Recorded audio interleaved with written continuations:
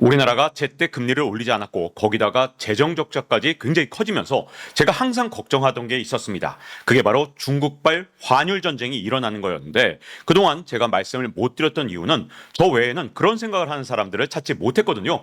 그런데 블룸버그가 전문가들을 여러 명 인터뷰해서 그 얘기를 진짜 꺼냈습니다. 그래서 이제 말씀을 드려야 될 것 같은데 최악의 시나리오가 저는 중국발 환율 전쟁이 일어나는 것으로 계속 보고 있었고 드디어 블룸버그가 이걸 기사화했다는 점에서 이제 이 위험성을 말씀드려야 될 때가 왔다고 봅니다. 그런데 이에 앞서서 먼저 5월 14일 날 일어난 일을 말씀드릴 텐데요.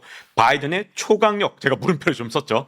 대중국 관세 부과 이 제목으로 제가 썼는데 그 이유가 뭐냐면 이게 사실 초강력인지 아닌지 잘 모르겠어요. 사실 별로 실효성이 없는 조치들이 정말 많거든요. 대표적으로 전기차 100% 관세. 야, 100%라니 엄청난데? 라고 생각해봤자 이거 별거 아닙니다. 왜?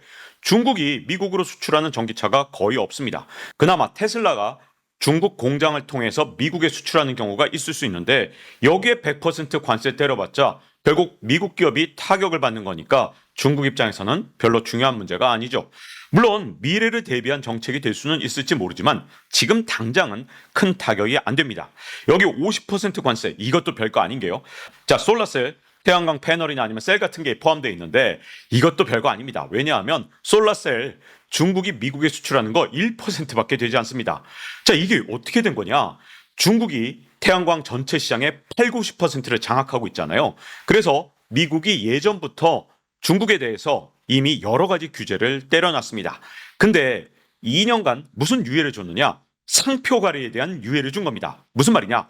중국이 인도네시아나 말레이시아 같은 동남아시아 국가를 통해서 수출하는 건 허용을 해준 거죠. 아니 바이든 도대체 왜 이런 틈을 만들어준지 잘 모르겠지만 이런 2년 동안의 유예 기간 동안 중국은 마음 놓고 얼마든지 솔라셀을 미국에 수출하고 있었습니다.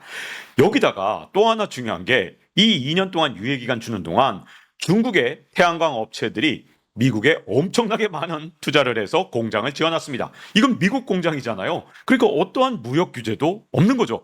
그야말로 바이든이 허술하게 중국에 대해서 대응할 때 중국은 치밀하게 미국 시장을 공략하는 방법들을 다 준비해놨기 때문에 이 여러 가지 관세들이 사실상은 별로 도움이 안 되는 관세입니다. 그나마 조금 도움되는 게 배터리에 대해서 한 건데 이게 우리나라가 도움이 되느냐 안 되느냐는 약간의 논란거리가 있고요. 오늘은 그 얘기가 아니기 때문에 자, 이제 본격적으로 미중 패권 전쟁의 최근 양상이 왜 대한민국한테 치명적인지 그걸 말씀드리도록 하겠습니다. 자, 여러분 트럼프가 재임 시절에 중국에 대해서 관세 때렸던 거 기억하시죠? 그때 트럼프의 관세 때린 거 품목을 다 합쳐보면 2,300억 달러나 됐습니다. 우리 돈으로 310조 원이니까 이게 진짜로 중국에 타격을 줄 수 있었던 건데 바이든이 이번에 100% 그러니까 막 엄청난 것 같지만 품목을 다 합쳐봤자 180억 달러밖에 되지 않습니다. 25조 원이에요. 그러니까 중국 입장에서는 아무런 타격을 안 주는데 이렇게 생각할 수 있겠죠. 그래서 또 이렇게 말씀드리면 바이든이 중국을 무서워하는 거 아니냐, 친중국 아니냐 이렇게 보시는 분이 계실까 봐 말씀드리면 그런 거 아니고요. 바이든이 걱정하는 건 미국 물가 오를까 봐입니다. 바이든이 지금 현재 가장 중요한 거 뭐겠어요? 재선이 되는 건데 만약에 미국 물가가 오르는 건 타격이 되겠죠. 다만 중국에 대해서 강한 모습을 보여서 트럼프한테 밀리기 싫으니까 이런 발표를 한 거죠. 근데 이거 다 미국 언론들도 다 압니다. 그리고 외신도 다 알아요. 그래서 AP통신 같은 경우에 뜯어보면 별거 없는데 이거 상당히 상징적인 것이다. 이렇게 평가를 다 했거든요. 한마디로 바이든의 수가 이미 외신이나 아니면 미국 언론에서 다 털린 겁니다. 자, 이래놓고 옐런은 이런 중요한 순간마다 이렇게 블룸버그나 로이터와 꼭 인터뷰를 하더라고요. 근데 옐런이 아마도 뛰어난 경제학자인지는 모르겠지만 인터뷰는 하수인 것 같습니다. 왜냐하면 굳이 하지 않아도 되는 인터뷰를 했거든요. 어떻게 보면 미국의 약점을 자꾸만 인터뷰를 통해서 드러내는 게 옐런의 가장 큰 실수인 것 같은데 이번에도 뭐라 그랬냐. 이렇게 중국에 대한 고율의 관세를 앞두고 블룸버그랑 인터뷰하면서 중국이 중대한 무역 보복을 하지 않기를 희망한다. 아니 미국이란 나라가 진짜 강한 나라인데 굳이 이런 말에서 뭐하러 중국한테 약한 모습을 보이는지 저는 잘 이해가 안 가는데 어쨌든 이 인터뷰 내용 중에 진짜 중요한 부분이 있습니다. 뭐냐 하면 위안화와 관련돼서 옐런이 한 발언인데 이게 대한민국 경제하고도 진짜 밀접한 관계가 있거든요.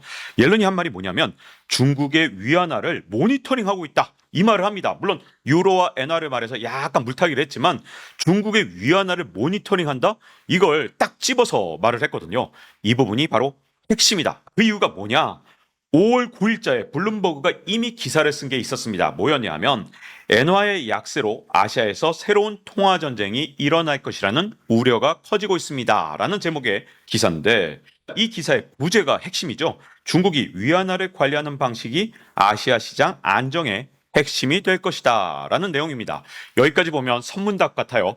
구체적으로 들어가면 이게 얼마나 무시무시한 얘기를 담고 있는지가 드러났는데요. 한국과의 접점을 구체적으로 말씀드리기 전에 먼저 중국이 처한 상황을 꼭 집어서 말씀을 드리겠습니다.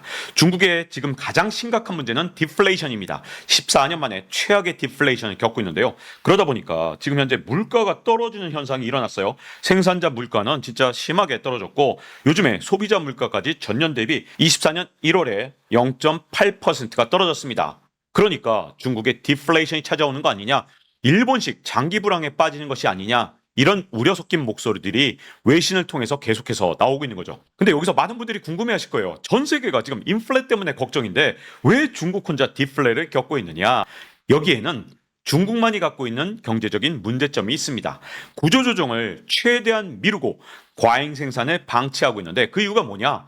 중국 정부에 의한 통제 경제잖아요. 그러니까 망하는 것도 중국 정부가 결정을 해줍니다. 시장 경제 같으면 벌써 10번은 망했을 그런 기업들이 중국에는 다 좀비처럼 살아있는 겁니다. 그래서 어떤 중국의 공업단지를 가보면 같은 생산을 하는 업체들이 진짜 수십, 수백 개 있는 경우가 정말 많거든요. 우리가 알리나 템으로 구입을 할 때 엄청 싼 거 여러분들이 느끼시잖아요.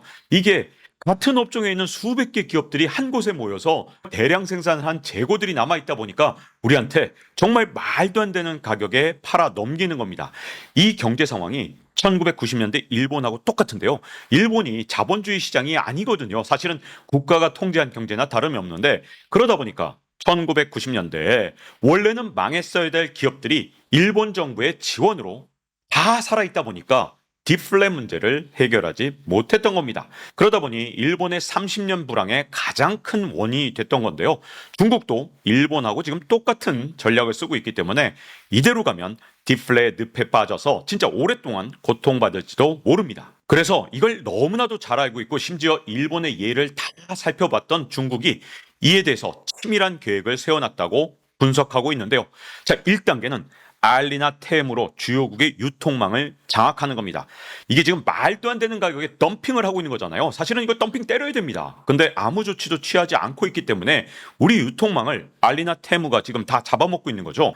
근데 우리나라뿐만이 아니죠. 유럽이나 미국에 있어서도 알리나 테무가 저가를 무기로 지금 당장은 엄청난 적자를 보면서 일단은 유통망을 다 먹는 겁니다. 그러면 2단계 작전이 시작되는데요. 2단계 작전은 저는 뭐라고 보고 있었느냐? 환율 전쟁을 일으킬 것이라고 보고 있었던 거죠. 그래서 제가 알리나 테무의 공습이 이게 간단한 문제가 아니라는 것을 이미 지식 한 방을 통해서 말씀을 드렸는데 왜 환율 전쟁까지 못 갔느냐? 아니 외신 아무도 이 기사를 안 쓰니까 제가 이 말을 차마 못했는데 드디어 블룸버그가 이걸 썼기 때문에 제가 이제는 당당하게 그 위험성을 말씀드릴 수 있게 된 겁니다. 자, 근데 이 환율 전쟁이 진짜 무서운 게 지금 중국이란 나라는 생산자 물가도 떨어지고 그야말로 소비자 물가도 떨어진데 과잉 생산된 물건들은 엄청나게 많은데 중국 사람들이 가난해지니까 이 소비를 다 못 해주고 있거든요. 그러면 중국 입장에서 어떻게 하면 될까요? 이 디플레를 전 세계로 수출하면 되겠죠. 알리나템으로 유통망 장악해놓고 거기다가 저가를 무기로 또 수출도 하고 이 과정에서 이 과잉 생산된 모든 물건들을 선진국 그리고 우리나라 같은 나라에 떠넘긴다면 중국은 쉽게 디플레에서 벗어날 수 있을 겁니다. 그러면 이 환율 전쟁이라는 건 어떻게 일으키는 거냐? 위안화 가치를 평가절하하는 겁니다. 그것도 화끈하게 끌어내려서 그야말로 자국의 물건을 훨씬 더 헐값으로 팔아넘기는 이런 전략을 쓸 가능성이 현재로서는 상당히 높습니다. 자, 그래서 블룸버그 4월 9일자 기사를 좀 꼼꼼히 살펴보면요. 엔화 약세가 좀 지속될 것으로 전망을 하고 있더라고요. 그래서 이에 대응해서 향후의 주변국들, 특히 중국이에요. 중국. 이거 다른 나라 아니고요. 경쟁적 통화 평가 절하에 나설 가능성이 커지고 있다. 이런 기사를 썼거든요. 근데 이 기사의 핵심이 되는 문장이 있습니다. 바로 키가 되는 와일드 카드. 이건 중국이 앞으로 위안화를 어떻게 활용하는 데 있다. 이 얘기인데 무슨 얘기냐? 중국이 경제 부양을 위해서 극단적인 조치, 즉 대규모 위안화 평가절에 나설 수 있다는 관측이 조용하게 확산되고 있다는 거죠. 왜 그러냐? 지금 중국의 가장 큰 문제는 디플레입니다. 이 디플레를 이겨내려면 가장 좋은 방법이 바로 일본처럼 자국 통화 가치를 끌어내리는 거죠. 자, 중국이 위안화 평가절하를 단행할 때 장단점을 말씀드리겠습니다. 중국한테 장점은 뭐냐? 통화가치 절하를 통해서 수출 경쟁력이 당연히 높아지겠죠. 그리고 과잉 생산으로 남아돌던 물건까지 다 수출을 할 수 있게 될 겁니다. 특히 알리템으로 유통망을 장악했기 때문에 이렇게 소액 결제의 경우에는 대부분의 나라가 관세도 물리지 않거든요. 여기다가 뭐 관세를 물린다 하더라도 중국 입장에서는 위안화 평가절을 통해서 관세를 얼마든지 넘어설 수 있는 방법이 생깁니다. 자, 동시에 수입 물가가 중국에서 올라가겠죠. 그러면 중국이 지금 디플레로 고통받고 있는데 수입 물가 올라가면 오히려 중국한테는 이득이 될 수밖에 없습니다. 그래서 제가 알리테무의 공습이 시작됐을 때 가장 먼저 걱정한 건 바로 환율의 평가 절하를 통해서 중국이 환율 전쟁을 시작하는 걸 우려했거든요. 그러면 우리나라의 유통 시장이 장악되고 또 더군다나 우리나라 물건들이 중국산 값싼 수입 물건으로 대체가 되면서 한국 시장을 잃어버릴 가능성을 굉장히 우려했던 겁니다. 근데 이게 중국한테 단점도 있기 때문에 쉽게 할 수 없는 부분도 있습니다. 그 대표적인 게 중국이 그동안 위안화 국제화를 위해서 얼마나 노력했습니까? 글로벌화 이렇게 하면서 점점 달러에 대한 언젠가의 패권 도전을 하겠다는 그런 야심을 갖고 있었죠. 그런데 만약에 평가절을 하면 친중 국가라 하더라도 위안화를 외환보유고로 갖고 있는 게 굉장히 부담스럽겠죠. 그러면 위안화의 국제화 그리고 달러에 대한 패권 전쟁이 10년 이상 지연될 겁니다. 예를 들어서 중국이 한 30년쯤 뒤에 달러에 대한 패권 전쟁을 본격적으로 하려고 계획을 하고 있었다. 근데 이렇게 한번 엄청난 평가절을 한번 단행했다. 그러면 원래 같으면 한 30년쯤 뒤엔 한번 꿈꿔볼 만한 게 뭐 40년 이상 걸린다든가 이렇게 지연이 된다는 거예요. 이건 물론 어디까지나 중국 시각입니다. 중국의 위안화가 달러 패권에 도전한다? 아직까진 저는 가능성이 크게 없다고 보는데 중국은 어쨌든 이런 꿈을 꾸고 있었는데 근데 만약에 위안화 평가절을 하면 그 꿈은 훨씬 더 멀어지겠죠. 왜? 각국의 중앙은행이 위안화 들고 있는 걸 정말 싫어하게 될 테니까요. 근데 이걸로 끝나는 게 아닙니다. 중국과 수출 경쟁을 해야 되는 동남아시아 국가들이 있잖아요. 뭐 우리나라도 마찬가지지만 동남아시아 국가들은 그래도 친중 성향이 강한 나라들이 여전히 있는데 이런 나라들이 위안화 평가 절하 때문에 수출을 못하게 되면 진짜 화가 나겠죠. 거기다가 자국도 평가 절하를 하게 되면 상대적으로 가난해지니까 이건 중국이 위안화 평가절하를 하는 순간 동남아시아 국가들에 대한 어떤 패권 전략이 먹히지 않는 상황이 오게 됩니다. 그래서 이 카드를 만지작만지작하면서 직접 쓰는 건 아직 꺼리고 있다. 저는 그렇게 보고 있거든요. 다만 중국이 자꾸만 극단적인 상황에 몰리게 되고 미국이 자꾸만 뭔가 관세 전쟁을 벌이게 되면 중국은 어차피 환율을 국가가 통제하니까 평가 절하를 통해서 싸우는 방법이 있거든요. 평가 절상을 하는 건 원래 좀 어렵지만 이런 중국 같은 통제 국가에서 평가 절하는 상대적으로 쉽습니다. 그러니까 이런 전략을 통해서 동남아시아 또는 동아시아 국가들을 위기에 빠뜨리고 자국만 살겠다는 전략을 쓸 가능성은 얼마든지 있습니다. 자, 저는 블룸버그가 5월 9일자에 쓴 이 기사가 틀리기를 바라지만 만약에 이 와일드 카드라고 불렀던 이 환율 전쟁 카드를 중국이 사용하게 되면 그 타격은 동남아시아 국가들보단 한국이 가장 크게 받게 될 가능성이 높습니다. 자, 일단 아시아 국가 전체가 통화 가치가 급락할 가능성이 있고요. 또 물가가 크게 오를 겁니다. 왜?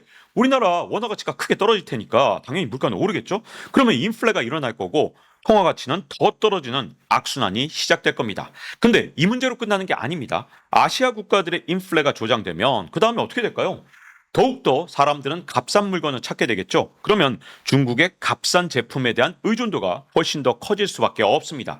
더군다나 미국 같으면 여기다 관세를 계속 때려서 중국산 물건을 수입하지 않겠죠. 근데 그러면 중국이 어떻게 할까요? 미국으로 팔지 못하는 만큼 이걸 우리나라나 아니면 일본이나 아니면 동남아시아 국가들한테 팔아 넘기려고 할 겁니다. 자, 여기서 우리가 얼마나 당당하게 중국과 맞서 싸울 수 있느냐가 진짜 중요한데요. 만약에 중국이 덤핑을 했을 때 우리가 관세를 과연 매길 수 있을 것인가? 우리가 그 정도로 당당한 모습을 보일 것인가? 이 관세 전쟁이라는 건 사실 핵무기랑 똑같습니다. 이 무기를 쓰기 전까지가 진짜 강력한 거거든요. 근데 만약에 우리가 중국한테 쉽게 보인다면 우리를 상대로 얼마든지 덤핑 전략을 쓰면서 우리 시장을 장악해 갈 겁니다. 그러면 알리테모 물건 쓰지 말라는 거냐? 그 뜻은 절대 아닙니다. 아니, 합리적인 소비자라면 당연히 뭐 애국심만 갖고 소비하는 거 말이 안 되죠. 근데 국가는 그러면 안 되죠. 우리나라 정부는 우리나라 국민들이 얼마든지 합리적인 선택을 통해서도 중국의 시장에 예속되지 않고 우리나라 시장을 지킬 수 있도록 그런 시장 환경을 조성하는 게 국가의 일입니다. 이거 개인이 애국심으로 값싼 물건 안 사고 비싼 우리나라 물건 사도록 하는 거 이거는 불가능하고요. 이걸 해야 될 건 정부가 할 일이고 시스템을 갖추는 게 정부의 몫입니다. 블룸버그의 얘기처럼 이런 전략을 쓰려고 중국이 진짜 계획을 하고 있다면 중국의 전략에 맞서서 미리 해둘 일들이 진짜 많습니다. 방화벽을 만들어줘야 되는데 파이어월이라고 하죠. 우리 시장을 지키는 여러 가지 다양한 시장의 메커니즘을 설계해 놓는 게 진짜 중요하죠. 근데 당연히 아직 시간이 조금 있어요. 왜냐하면 이 전략을 쓰기 전에 중국이 꼭 해둘 일이 있습니다. 그게 뭐냐? 중국이 목표한 금 매입을 완료하는 겁니다. 왜 그러냐면 생각해보세요. 위안화 가치가 진짜 막 폭락을 하면 금을 사기가 예전보다 힘들겠죠. 금은 국제 가격으로 결정이 되기 때문에 중국만 뭐 싸게 움직인다든가 이렇게 안 되거든요. 그래서 중국이 만약에 환율 전쟁을 벌이는 게 진짜 목적이라면 금 매입을 완료한 다음에 이 전략을 시행할 겁니다. 중국이 금 매입을 완료하기까지가 우리나라가 준비할 수 있는 골든타임이라고 보고요. 제가 지식한방에서 각국의 전략을 계속해서 소개시켜드리고 있지만 정말 한 나라도 허술한 나라가 없습니다. 미국, 일본, 중국뿐만 아니라 동남아시아 국가들도 다 자국의 이익을 위해서 치밀하게 준비하고 있습니다. 물론 중국이 이 전략을 직접 시행하지는 않기를 바라는데요. 그래도 블룸버그까지 걱정한 이 위안화 환율 전쟁, 우리도 준비를 해둘 필요는 있지 않느냐 이렇게 보고요. 이제 마칠 시간이 됐습니다. 다음 시간에 뵙겠습니다.